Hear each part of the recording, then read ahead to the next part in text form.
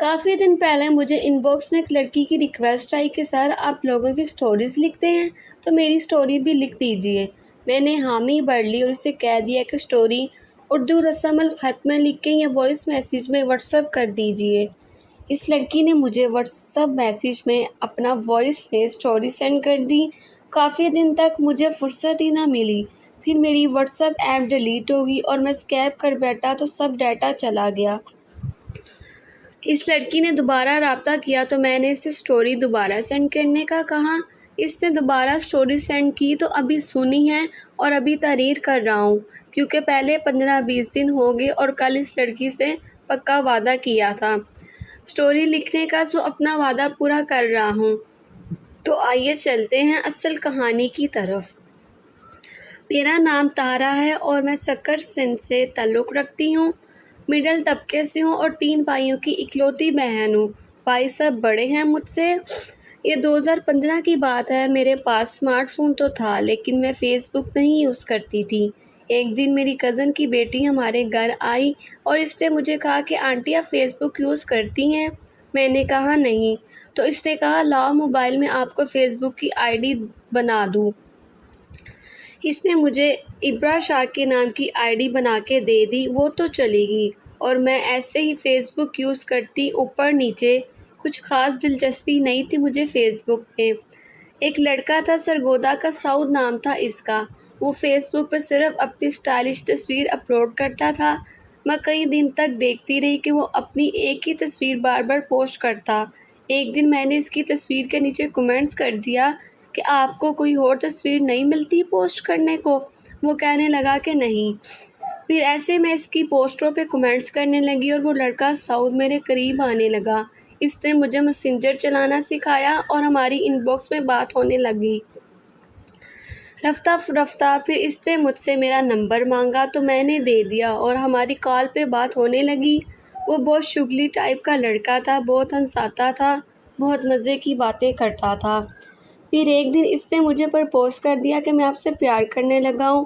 میں بالکل ہی نادان لڑکی تھی، مجھے ان پیار محبت کے چکروں کا بالکل بھی علم نہ تھا، لیکن سعود کے ساتھ بات چیت میں میری ایک عادت بن گئی تھی کہ جب تک اس سے بات نہ کر لیتی مجھے کھانا بھی ہضم نہیں ہوتا تھا۔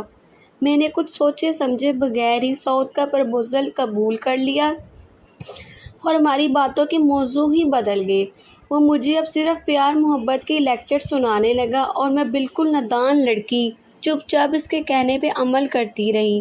اس نے مجھے بری عادتیں ڈال دی تھی جو ادیب لکھنے سے قاصر ہیں۔ اس نے تو مجھے صرف محبت کے جال میں پھنسایا لیکن میں اسے عشق کرنے لگ گئی تھی۔ سعود سرگودا میں اپنی خالہ کے گھر میں رہتا تھا جبکہ سعود کے والدین کراچی میں رہتے تھے۔ سعود نے سرگودا میں کسی کے ساتھ جھگڑا کیا تو اس کی خالہ نے اسے کراچی بھیج دیا۔ جب سعود سرگودا سے کراچی جانے والی ٹرین میں سفر کر رہا تھا تو میرے ساتھ رابطے میں تھا۔ مجھے کہتا کہ میں آپ کے ساتھ شادی کروں گا، گھر پہنچ کر اپنے امی ابو کو آپ کے گھر بھیجوں گا۔ میں پگلی آنکھیں بند کر کے اس کا یقین کرتی رہی۔ جب وہ کراچی گیا تو اس نے میرے ساتھ رابطے کم کر دیے۔ کبھی کہتا میرے پاس پیسے نہیں ہیں، میں اسے پیسے بھیجتی۔ جب کہتا پیکیج ختم ہونے والا ہے میں اسے پیکیج کروا کے دیتی، لیکن پھر بھی وہ مجھے اگنور کرنے لگا۔ ایک دن کہنے لگا کہ طاہرہ میرے ساتھ بہت دھوکہ ہوا ہے۔ میں نے کہا کیا ہوا؟ کہنے لگا میرے ماں باپ میرے اصل ماں باپ نہیں ہیں، میرے اصل ماں باپ مر چکے ہیں اور میں چھوٹا سا تھا جب ہی میرے ابو کے کزن نے مجھے گود لیا تھا، مجھے اب پتہ چلا ہے۔ سعود بہانے ترانے کرتا کراتا مجھ سے رابطے کم کرتا گیا اور پھر ایک دن تو اس نے یہ کہہ کر مجھے چھوڑ دیا کہ آپ ایک بد کردار لڑکی ہو اور مجھے اتنے گھٹیا الزامات لگائے کہ رونگٹے کھڑے ہو جاتے تھے۔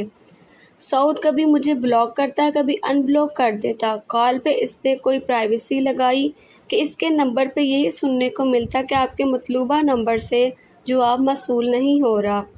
میں سعود کے عشق میں مبتلا ہو چکی تھی اور اس سے پوجنے لگی تھی، لیکن اس نے مجھے اس قدر ٹکرایا کہ میں ذرا ذرا ہو کر بکھر گئی۔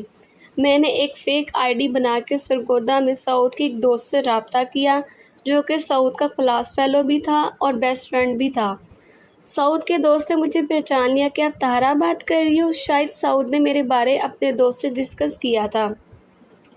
سعود کے دوست نے بتایا کہ سعود کا اپنی خالہ کی لڑکی سے چکر تھا اور اسی وجہ سے اسے اپنے خالو سے مار پڑی، اسے خالہ کے گھر سے نکال دیا گیا۔ میں نے سعود کی خاطر بہت سے رشتے ٹکرائے کہ شاید سعود واپس لوٹ آئے، لیکن وہ واپس نہ لوٹا۔ میرے گھر والے میری وجہ سے بہت پریشان تھے اور اب میرے رشتے بھی آنے بند ہو گئے تھے۔ کافی دنوں بعد میرے دور کے ماموں لگتے تھے، ان کے بیٹے کا رشتہ آیا تو اس پر میں نے انکار نہیں کیا کیونکہ میں ٹوٹ چکی تھی اور مجھے سہارے کی اشد ضرورت تھی، کیونکہ سعود نے مجھے بری لت ڈال دی تھی جھوٹی محبت کی، اور میرا گزارا بہت مشکل تھا۔ میری شادی ہوگی لیکن میرا شوہر ایک سیدھا سادہ لڑکا تھا، اس سے تو پیار محبت کے معنی کا علم بھی نہیں تھا کہ یہ ہوتی کیا بلا ہے۔ میں صبر کر کے بیٹھ گئی اور قسمت کا لکھا گلے لگا لیا۔ آخر میں تمام پڑھنے والوں سے ایک ریکویسٹ ہے کہ خدارا آپ چاہے مرد ہیں یا عورت، کسی کو یہ جھوٹی محبت میں جگڑ کے اس کی زندگی عذاب مت بنائیں۔ آپ کی چند دن کی وقت گزاری کسی کی پوری زندگی برباد کر دیتی ہے۔ میں دل سے سعود کو بلا چکی ہوں مگر میرے ذہن میں اب بھی کہیں نہ کہیں موجود رہتا ہے، اور اگر سعود کی نظروں سے یہ کہانی گزرے تو میں اسے اتنا کہنا چاہوں گی کہ سعود، میں آپ کو عمر بھر معاف نہیں کروں گی۔ آپ نے میرے بولے پن سے بہت سے ناجائز فائدے اٹھائے۔ سعود، آپ کو اللہ پاک ہی پوچھے گا۔ روز معاشر سعود، میری زندگی عذاب بنی ہوئی ہے اور اس کے ذمہ دار صرف اور صرف آپ ہی ہیں۔ اگر ہماری ویڈیو پسند آئے تو ہمارے چینل کو سبسکرائب کریں۔ ملتے ہیں نیکسٹ ویڈیو میں۔ اللہ حافظ۔